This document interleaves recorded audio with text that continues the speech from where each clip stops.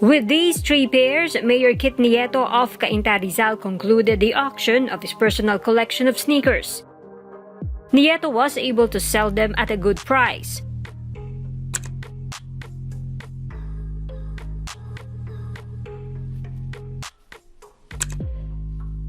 By auctioning off three pairs of shoes daily on Facebook, the mayor was able to raise more than 1.4 million pesos in 30 days.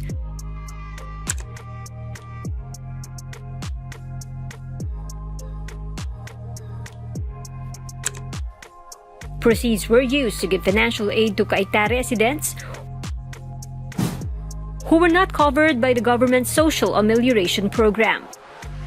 Nieto held his final auction a day before Cainta transitioned from enhanced to general community quarantine. Selling his shoes was a way for Nieto to help the local government raise funds during the COVID-19 crisis. We did everything we can within our powers and resources to bring about the things that they would expect from a government like us. Now I take this time to say thank you. Thank you to all the people who went over to help us out in whatever way we can. Thank you to all the repackers.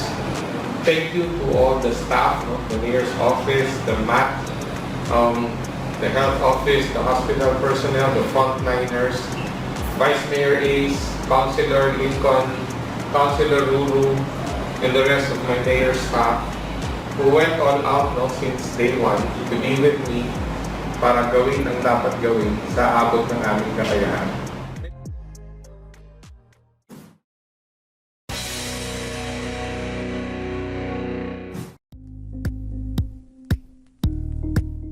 Thank you for watching Politiko TV. Please like and subscribe to our channel for more videos.